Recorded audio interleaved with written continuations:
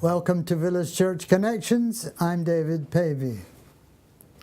The internal structure of the century-old San Jose gold and copper mine in Chile was worn out after a century of blasting.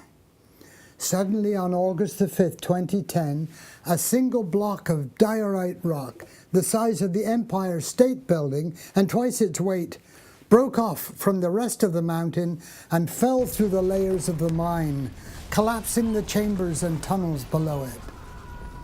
2,000 feet below ground, 33 miners found themselves trapped in darkness, sensing that they were doomed. All the connections to the surface had been cut: the electricity, the intercom system, the flow of water, and the compressed air. The miners retreated to a classroom-sized, steel-reinforced safe room that held provisions meant to feed 25 men for 2 days. There they rationed themselves to 2 spoonfuls of tuna, half a cookie, and a half glass of milk every 48 hours, not knowing that they were about to undergo an ordeal the likes of which few people suffer and fewer still survive. Not knowing if they would ever see daylight again, many of the miners, faced with imminent death, took stock of their lives and realized they had a lot of regrets. According to Pulitzer Prize-winning journalist Hector Tobar, in his book on the story called Deep Down Dark, somebody asked Jose Enriquez, a Christian, if he would pray for everybody. As he got down on his knees, some of the other men joined him, and he began to talk to God. "We weren't the best of men, Lord, but have pity on us." With death staring them in the face, the men got real before God and before each other. They gathered every day to hear a short sermon and then get down on their knees and pray. "God, forgive me for shouting at my wife and son," or "God, forgive me for abusing the temple of my body with drugs." They confessed to each other too. "I'm sorry I raised my voice. I'm sorry I didn't help get the water." Meanwhile, on the surface, rescuers were feverishly drilling holes into the mountain to try to locate the miners. Finally, on day 17, one of the drills broke through. The miners ran to see and began banging on the drill furiously with their wrenches, like little children hitting a piñata.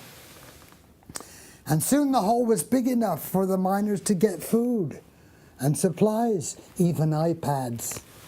Now they knew that eventually they would be rescued. They learned they were becoming famous and might become wealthy. Unfortunately, the happiest part of the story so far is also the saddest, because then the confessing stopped. The praying stopped.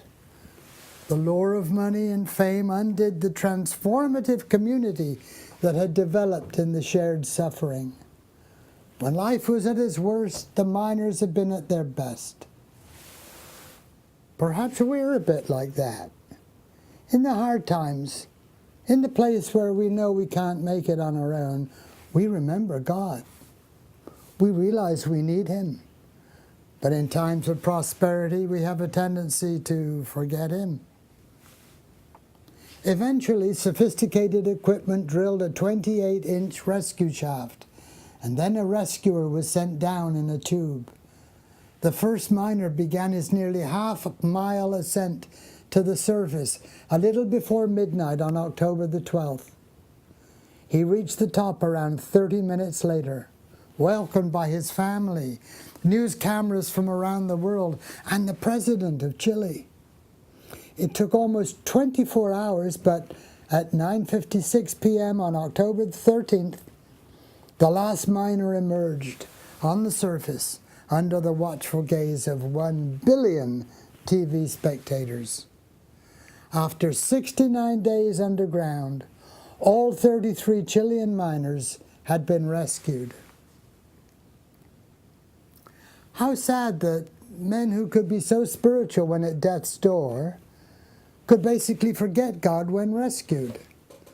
Remember the story of Joseph in the Bible, who was able to interpret the dream of Pharaoh's butler when they were both in prison? Before the butler left prison, Joseph asked him, "Please remember me when things go well for you."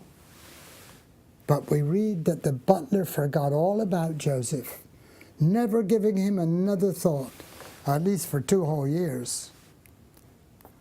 Then again, God warned the Israelis when enjoying abundance in the promised land, "Beware lest you forget the Lord who brought you out of the land of Egypt." He knew that we tend to forget God when all's well. At the Last Supper before his crucifixion, Jesus took bread and wine and gave it to his disciples as symbols of his body and blood. "Do this in remembrance of me," he requested. Do we remember to remember him even when all's well? One thing is sure, when the dying thief crucified with Jesus pleaded, "Remember me when you come into your kingdom," Jesus answered him, "Truly I tell you, today you will be with me in paradise." Jesus always remembers those who place their trust in him. So let's permit the experience of those miners to teach us a lesson. Let's remember our God and live in the light of his presence, whether our days are dark or bright. In the celebrated words of Rudyard Kipling, "Lord God of hosts, be with us yet, lest we forget. And thank you for tuning in once again to Village Church Connections.